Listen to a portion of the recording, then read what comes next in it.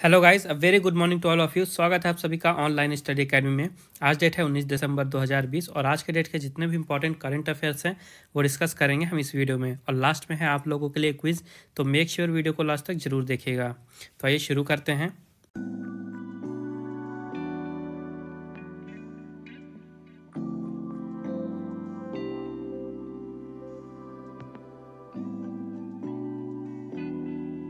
तो आज की पहली न्यूज़ है, नवीन पटनायक लॉन्चेस परिश्रम पोर्टल फॉर इंडस्ट्रियल डेवलपमेंट। नवीन पटनायक जी ने औद्योगिक विकास के लिए परिश्रम पोर्टल लॉन्च किया है। तो नवीन पटनायक जी उड़ीसा के चीफ मिनिस्टर हैं और इन्होंने वीडियो कॉन्फ्रेंस के थ्रू परिश्रम पोर्टल लॉन्च किया है। और इस परिश्रम पोर्टल के साथ ही साथ जो उड़ीसा का labour and employees state insurance department है, वहाँ की 22 ऑनलाइन सर्विसेज भी लॉन्च की गई हैं। तो ये जो पोर्टल है और ये जो ऑनलाइन सर्विसेज हैं, इनका यूज़ करके जो उड़ीसा है वहाँ पे जो बिज़नेस है उनको करने में आसानी लाई जाएगी, यानी ईज़ ऑफ डूइंग बिजनेस बढ़ाया जाएगा। उसके अलावा जो उड़ीसा स्टेट का इंडस्ट्रियल डेवलपमेंट है उसमें भी ये कंट्रीब्यूट करेगा, यानी ये पोर्टल और ऑनलाइन सर्विसेज हेल्प करेंगी उड़ीसा के इंडस्ट्रियल डेवलपमेंट में।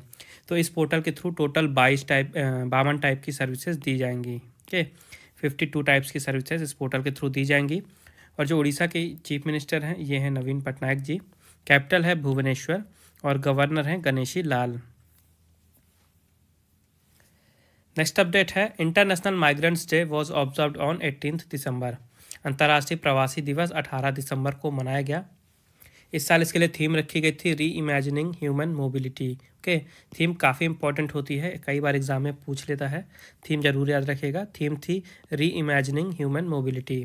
और हर साल ये इंटरनेशनल माइग्रेंट डे मनाया जाता है पूरे विश्व भर में 18 दिसंबर को। और 2000 में इस दिन की स्थापना की गई थी यूनाइटेड नेशन जनरल असेंबली के द्वारा के, क्योंकि पूरे विश्व भर में जो प्रवासी व्यक्ति हैं के माइग्रेंट हैं वो काफ़ी ज़्यादा तेज़ी से बढ़ रहे थे नंबर में। तो ये सब देखते हुए यूएनजीए ने दिसंबर 2000 में इस दिन की स्थापना की थी। और ये दिन मनाया क्यों जाता है? तो ये दिन मनाया जाता है एक्चुअली में 18 दिसंबर 1990 में यूनाइटेड नेशंस यानी संयुक्त राष्ट्र ने एक इंटरनेशनल कन्वेंशन को अडॉप्ट किया था। और ये कन्वेंशन था जो भी माइग्रेंट वर्कर्स हैं और जो उनकी मेंबर फैमिलीज़ हैं, उनके जो राइट्स होते हैं, अधिकार होते हैं, उनके प्रोटेक्शन के लिए ये इंटरनेशनल कन्वेंशन लाया गया था। और इसी कन्वेंशन को अडॉप्ट किया गया था 18 दिसंबर 1990 में। तो इसी दिन के एनिवर्सरी के रूप में मनाया जाता है 18 दिसंबर को अंतर्राष्ट्रीय प्रवासी दिवस। नेक्स्ट अपडेट है, Uttar Pradesh government will launch Kisan Kalyan mission for the farmers. UP सरकार किसानों के लिए किसान कल्याण मिशन शुरू करेगी। तो उत्तर प्रदेश गवर्नमेंट ने डिसीज़न लिया है कि बहुत ही जल्द एक स्पेशल प्रोग्राम लॉन्च किया जाएगा जिसका नाम दिया गया है किसान कल्याण मिशन। और ये मिशन शुरू किया जा रहा है जो उत्तर प्रदेश के फार्मर्स हैं उनकी इनकम को डबल करने के लिए। तो इस मिशन के अंडर में एक एग्जीबिशन ऑर्गेनाइज कराया जाएगा और एग्जीबिशन में जो भी एग्रीकल्चर है या उससे रिलेटेड जो भी एसोसिएट सेक्टर हैं उनके प्रोडक्ट्स का ये एग्जीबिशन लगाया जाएगा। और एग्रीकल्चर और उसके साथ ही उससे रिलेटेड सेक्टर के तो प्रोडक्ट्स होंगे ही इस एग्जीबिशन में। इसके अलावा जो एमएसएमई है यानी माइक्रो स्मॉल और मीडियम इंटरप्राइजेस, इनके द्वारा भी जो प्रोडक्ट्स बनाए जाएंगे उन्हें भी इन एग्जीबिशन में शामिल किया जाएगा। इसके अलावा जो वहाँ का एग्रीकल्चर डिपार्टमेंट है उत्तर प्रदेश का, उनकी तरफ से काफ़ी सारे इवेंट्स ऑर्गेनाइज कराए जाएंगे उत्तर प्रदेश के फार्मर्स के लिए। और इन इवेंट्स के दौरान काफ़ी सारे जो स्कीम्स हैं फार्मर्स के बेनिफिट के लिए वो भी जारी की जाएंगी। तो यहाँ के चीफ मिनिस्टर हैं योगी आदित्यनाथ, कैपिटल है लखनऊ और गवर्नर हैं आनंदीबेन पटेल। और आनंदीबेन पटेल उत्तर प्रदेश के साथ ही साथ मध्य प्रदेश के भी गवर्नर हैं। नेक्स्ट अपडेट है, Telangana's Nehru zoological park becomes first Indian zoo to receive ISO certification. Telangana का नेहरू प्राणी उद्यान ISO प्रमाणन प्राप्त करने वाला पहला भारतीय चिड़ियाघर बना है। तो सबसे पहले आप ये जो ISO सर्टिफिकेशन देख रहे हैं, ISO का मतलब होता है international organisation for standardisation. Okay, इसी का शॉर्ट फॉर्म है ISO। और इसे सर्टिफिकेट कौन सा मिला है? ISO 9001:2015 सर्टिफिकेशन मिला है। और ये सर्टिफिकेट दिया जाता है क्वालिटी मैनेजमेंट के क्षेत्र में। तो ये जो सर्टिफिकेट है ये प्रेजेंट किया गया जो तेलंगाना के फॉरेस्ट मिनिस्टर हैं A इंद्रकरण रेड्डी जी को। और ये जो सर्टिफिकेट है इसे दिया किसके द्वारा गया है? तो ये सर्टिफिकेशन दिया है ASCB जो कि यूके में है। ओके, ASCB का फुल फॉर्म है accreditation service for certifying bodies. और अब बात आती है कि इसे सर्टिफिकेशन दिया क्यों गया है। तो ये जो ऑर्गेनाइजेशन है ASCB, तो काफ़ी ज़्यादा सेटिस्फाइड थी ये नेहरू जूलॉजिकल पार्क से, क्योंकि इन्होंने वो सारी चीज़ें फॉलो की थी जो भी स्टैंडर्ड बनाए गए हैं इन ASCB के द्वारा। तो इन सारे स्टैंडर्ड्स में खरे उतरे थे। तो कौन कौन से फील्ड में स्टैंडर्ड देखे गए, एक था सैनिटेशन, फूड प्रोसेसिंग, ओके, जू में जो हॉस्पिटल होता है जू हॉस्पिटल भी यहाँ का ठीक था, animal care, animal breeding, hygiene maintenance और इस्टेब्लिशमेंट, ये सारी चीज़ें देखी गई और सारी चीज़ें स्टैंडर्ड के अनुसार पाई गई। तो इसी कारण से इसे ये सर्टिफिकेशन दिया गया है, ISO सर्टिफिकेशन, और ये भारत का पहला जू बन गया है जिसे ISO सर्टिफिकेशन दिया गया है। नेक्स्ट अपडेट है SAIL gets the golden peacock environment management award 2020। SAIL को गोल्डन पीकॉक पर्यावरण प्रबंधन पुरस्कार 2020 मिला है। तो सेल का फुल फॉर्म है steel authority of India limited, और इन्हीं को ये अवार्ड दिया गया है जिसका नाम है golden peacock environment management award. और ये अवार्ड दिया गया है 2020 का इन्हें स्टील सेक्टर में, और ये अवार्ड दिया गया है इंस्टीट्यूट ऑफ डायरेक्टर्स के द्वारा। उसके बाद बात आती है कि सेल को ये अवार्ड दिया क्यों गया है। तो एक्चुअली में पिछले 2 सालों से ये अवार्ड सेल को ही मिल रहा है, और इन्हें ये अवार्ड दिया गया है क्योंकि ये जो स्टील की मैन्युफैक्चरिंग करते हैं, स्टील बनाते हैं, तो पूरी तरह से इन्वायरमेंटली रिस्पॉन्सिबल तरीके से बनाते हैं, मतलब कोई भी पर्यावरण को हार्म नहीं पहुंचता है उनके द्वारा जब स्टील की मैन्युफैक्चरिंग होती है। तो इन्हीं सारी एफर्ट्स के लिए क्योंकि ये अच्छे तरीके से और इन्वायरमेंट की केयर करके अपनी प्रोसीजर जो भी है मैन्युफैक्चरिंग की वो करते हैं, तो इनकी इसी एफर्ट के लिए ये अवार्ड इन्हें दिया गया है। तो जो स्टील अथॉरिटी ऑफ इंडिया है इसका इस्टेब्लिशमेंट हुआ था 1954 में। इसका हेडक्वार्टर है न्यू दिल्ली में, और यहाँ के चेयरमैन हैं अनिल कुमार चौधरी।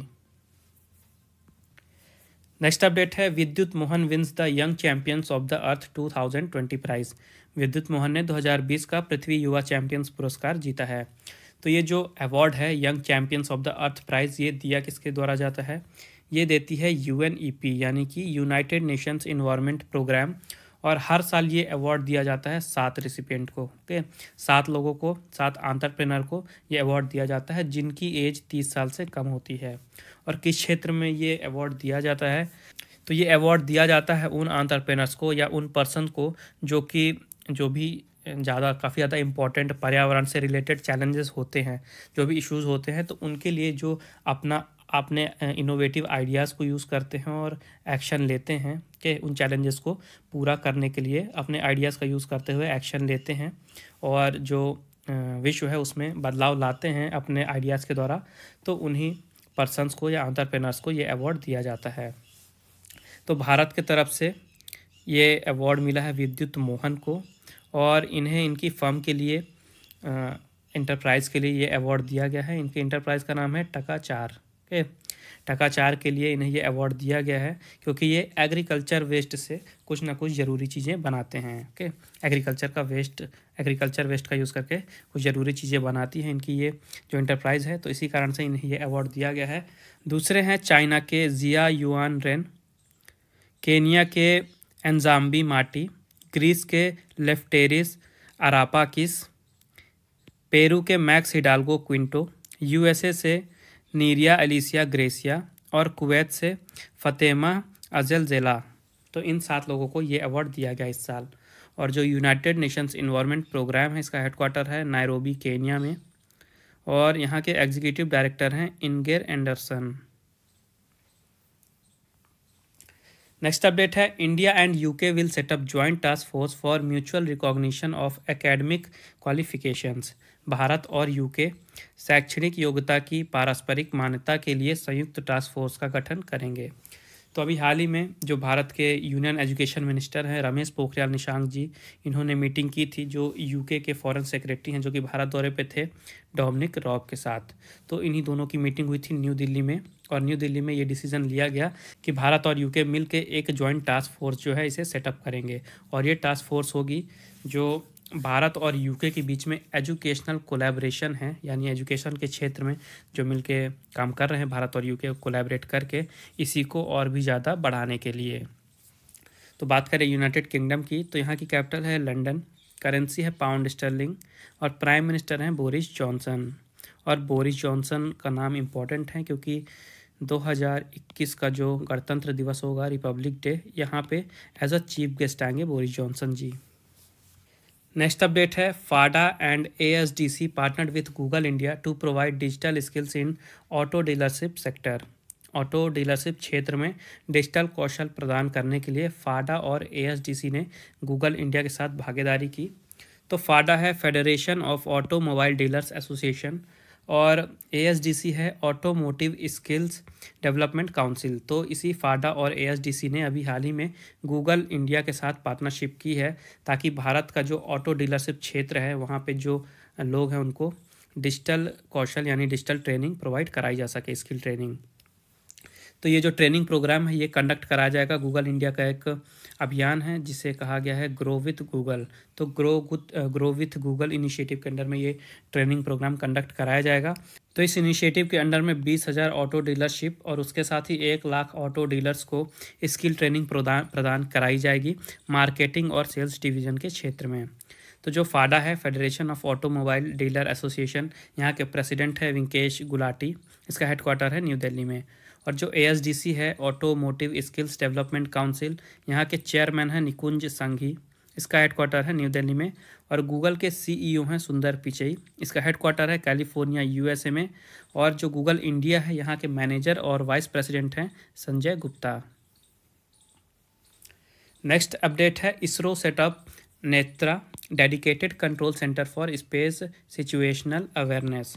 इसरो ने अंतरिक्ष स्थिति जागरूकता के लिए समर्पित नियंत्रण केंद्र नेत्रा स्थापित किया है। तो ये जो नेत्रा है, सबसे पहले तो देखिए नेत्रा का फुल फॉर्म क्या है। इसका फुल फॉर्म है network for space objects tracking and analysis, जिसमें से नेत्रा में से नेटवर्क में से NE लिया गया है, ट्रैकिंग में से TR लिया गया है और एनालिसिस में से A लिया गया है। तो ये शॉर्ट में बना है नेत्रा। ओके, उसके बाद इसे सेटअप किया है जो भारत की स्पेस एजेंसी है इसरो का फुल फॉर्म है इंडियन स्पेस रिसर्च ऑर्गेनाइजेशन। और ये जो नेत्रा है इसे सेटअप किया गया है बेंगलुरु के पीनिया में। बेंगलुरु के पीनिया में इसे सेटअप किया गया है। और इसका काम क्या होगा, तो ये एक तरह से कंट्रोल सेंटर है जहाँ पे जो भारत के स्पेस एसेट्स हैं उनकी निगरानी की जाएगी। ओके, उनकी ट्रैकिंग की जाएगी, उनको मॉनिटरिंग किया जाएगा, उनको मॉनिटर किया जाएगा और उनको प्रोटेक्ट भी किया जाएगा। तो इससे जो भारत के स्पेस ऑपरेशन हैं उनको और सुरक्षा प्रदान की जाएगी। तो एक्चुअली में होता क्या है कि जो सैटेलाइट्स हैं स्पेस में, पृथ्वी के चारों तरफ सैटेलाइट्स घूम रही हैं, तो स्पेस में काफ़ी ज़्यादा पॉपुलेटेड हो चुका है स्पेस, काफ़ी ज़्यादा अलग अलग कंट्रीज़ की वहाँ पे सैटेलाइट्स पहुँच चुकी हैं। उसके अलावा गवर्नमेंटल सैटेलाइट्स के साथ ही साथ प्राइवेट सैटेलाइट्स भी पहुँच चुकी हैं। उसके अलावा वहाँ पे डेब्रिस भी है। डेब्रिस यानी होता है मलबा। तो मैन मेड मलबा भी काफ़ी ज़्यादा स्पेस में हो गया है। तो जब सारी चीज़ें एक दूसरे के पास रिवॉल्व करती हैं तो काफ़ी ज़्यादा खतरा हो जाता है वहाँ पे कि जो मलबा है इससे जो सैटेलाइट्स हैं उनको नुकसान हो सकता है, उनसे वो टकरा सकते हैं। तो इसी चीज़ के लिए ये जो नेत्रा है ट्रैकिंग करने के लिए जो इश्यूज़ हैं, दिक्कतें हैं, इन्हीं दिक्कतों को ट्रैक करने के लिए, उनकी निगरानी करने के लिए इस नेत्रा प्रोजेक्ट को इस्टेब्लिश किया गया है। नेक्स्ट अपडेट है इसरो को ही लेके। ISRO launches communication satellite CMS-01 on PSLV C50। ISRO ने PSLV C50 पर संचार उपग्रह CMS-01 लॉन्च किया है। तो अभी हाल ही में इसरो ने लॉन्च किया है CMS-01। और ये जो CMS-01 है ये एक कम्युनिकेशन सैटेलाइट है। इसका पहले नाम रखा गया था GSAT-12R। ओके, GSAT-12R, बाद में इसका नाम हो गया CMS-01 और इसे लॉन्च किया गया है 17 दिसंबर को। ओके, और PSLV क्या है C50, तो PSLV का फुल फॉर्म होता है पोलर सैटेलाइट लॉन्च व्हीकल। और ये व्हीकल होता है जिसकी हेल्प से सैटेलाइट लॉन्च की जाती है। तो आपने कई जगह पढ़ा होगा PSLV, तो फुल फॉर्म याद रखिएगा, साइंस के क्वेश्चन में आपसे ज़रूर पूछ सकता है। PSLV का फुल फॉर्म होता है पोलर सैटेलाइट लॉन्च व्हीकल। तो एक्चुअली में इसके पहले भारत के द्वारा एक और कम्युनिकेशन सैटेलाइट भेजी गई थी, इसका नाम था GSAT-12। ओके, 11 जुलाई 2011 को ये सैटेलाइट लॉन्च की गई थी, कम्युनिकेशन सैटेलाइट थी। और इसका जो मिशन लाइफ था ये 8 साल का था। तो इसकी मिशन लाइफ अब पूरी हो चुकी है। तो इसी के रिप्लेसमेंट के रूप में ये जो नई सैटेलाइट है CMS-01 यानी कि GSAT-12R उसको भेजा जा रहा है। और ये जो नई सैटेलाइट है ये भारत की 42nd यानी 42वीं कम्युनिकेशन सैटेलाइट है। और इसका जो मिशन लाइफ है, इसका मिशन लाइफ होगा 7 सालों का। तो इसरो की बात करें तो फुल फॉर्म है इंडियन स्पेस रिसर्च ऑर्गेनाइजेशन। यहाँ के चेयरमैन है के सिवन। इसका हेडक्वार्टर है बेंगलुरु कर्नाटका में और इसकी स्थापना की गई थी 1969 में। नेक्स्ट अपडेट है इंडिया प्लेजेस $1 मिलियन टू वाडा to support clean sport. Bharat ने स्वच्छ खेल का समर्थन करने के लिए वाडा को $1 मिलियन देने का वादा किया है। तो वाडा क्या है? वाडा है वर्ल्ड एंटी डोपिंग एजेंसी और पूरे विश्व भर में जो स्पोर्ट्स होते हैं तो आपने सुना होगा जो प्रतिबंधित दवाएं होती हैं उनका सेवन करते हैं उन्हें कहा जाता है डोपिंग। तो ये सारी जो वर्ल्ड एंटी डोपिंग एजेंसी है वाडा, तो इसी के खिलाफ काम करती है, डोपिंग के खिलाफ, और जो केसेस होते हैं यहीं सब जो है तो रेगुलेट करती है डोपिंग वाले।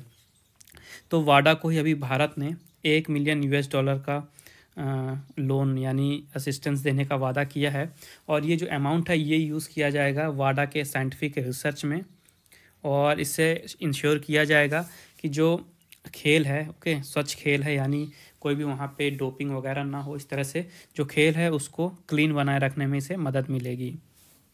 और ये जो कंट्रीब्यूशन किया गया है भारत के द्वारा ये किसी भी दूसरी देश के जो भी पूरे विश्व भर के देश हैं तो किसी भी दूसरे देशों के द्वारा दिए गए हेल्प से ज़्यादा कंट्रीब्यूशन है ये। चाहे वो चाइना हो, सऊदी अरेबिया हो या इजिप्ट हो, सबसे ज़्यादा कंट्रीब्यूशन भारत ने किया है।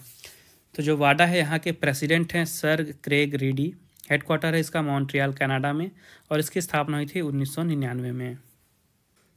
नेक्स्ट अपडेट है Russia banned from using its name flag eight Olympics for next 2 years. रूस पर अगले 2 वर्षों के लिए ओलंपिक में अपने नाम और झंडे के उपयोग पर प्रतिबंध लगाया गया है। तो जो स्पोर्ट्स का सबसे बड़ा कोर्ट माना जाता है, court of arbitration for sport यानी CAS इसे शॉर्ट में कहा जाता है, तो इन्होंने रशिया के ऊपर बैन लगा दिया है और रशिया अब आने वाले 2 सालों तक जो भी ओलंपिक होंगे या ओलंपिक के अलावा कोई भी दूसरी भी वर्ल्ड चैम्पियनशिप होती है तो वहाँ पे ना तो अपना नाम यूज़ कर सकते हैं, ना अपना फ्लैग, ना ही अपना एंथम। तो ऐसे में होगा क्या कि जो भी रशिया के एथलीट्स हैं वो रशिया के नाम से वहाँ पे पार्टिसिपेट नहीं कर सकते हैं, वो अपने एक इंडिपेंडेंट के तौर पे पार्टिसिपेट कर सकते हैं, वो भी जो डोपिंग के केस में नहीं आए थे। एक्चुअली में हुआ क्या था कि 2014 में जब सोची ओलंपिक्स हुए थे तो वहाँ पे रशिया के काफ़ी सारे एथलीट्स थे जो कि डोपिंग के केस में आए थे और उसके बाद जो उनका डेटाबेस था उसके साथ छेड़खानी की गई थी।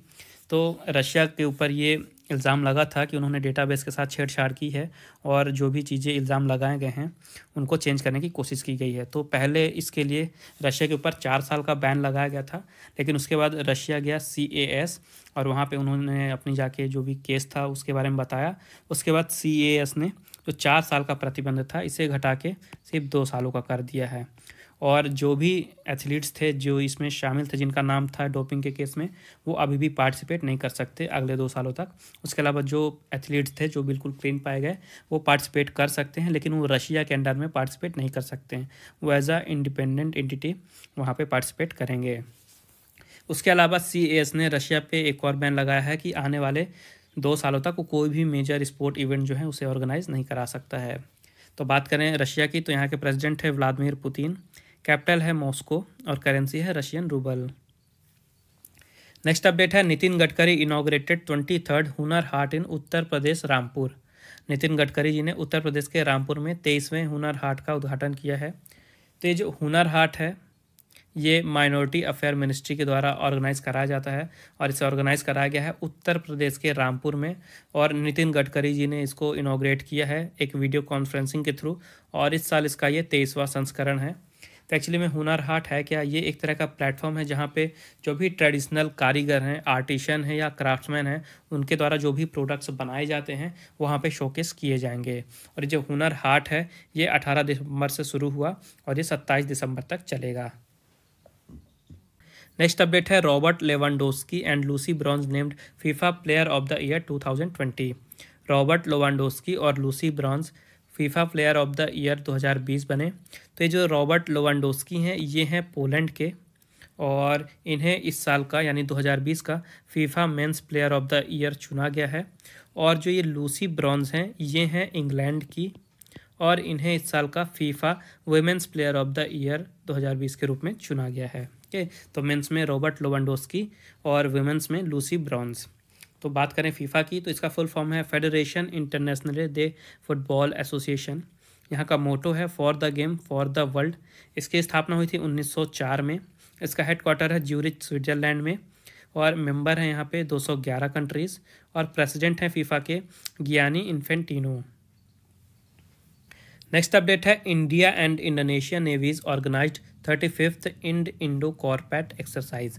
भारत और इंडोनेशिया की नौसेनाओं ने 35वें इंडो कॉर्पेट अभ्यास का आयोजन किया है।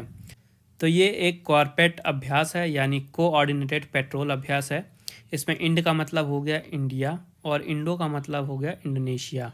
तो इस साल इसका ये 35वां संस्करण है और इसमें भारत की तरफ से पार्टिसिपेट करेगी इंडियन नेवल शिप कुलिश और उसके साथ ही एक P-81 मैरीटाइम पेट्रोल एयरक्राफ्ट यानी MPA।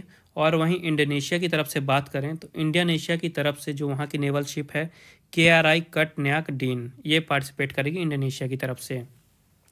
और जो भारत और इंडोनेशिया की नेवी है ये लगातार कॉर्पेट एक्सरसाइज को ऑर्गेनाइज कराती आ रही हैं 2002 से। ओके, सबसे पहले बार 2002 पे कराया गया था। और जो भारत और इंडोनेशिया के बीच में जो मैरीटाइम बाउंड्री है, इंटरनेशनल मैरीटाइम बाउंड्री, वहाँ पे ये एक्सरसाइज कंडक्ट कराई जाती है। और कराई क्यों जाती है तो जो भी दोनों देशों के बीच में इंटरनेशनल मैरीटाइम बाउंड्री है वहाँ पे सेफ्टी के लिए, उसके अलावा जो वहाँ पे शिपिंग है और जो इंटरनेशनल ट्रेड होता है उस क्षेत्र में वहाँ पे सिक्योरिटी बढ़ाने के लिए।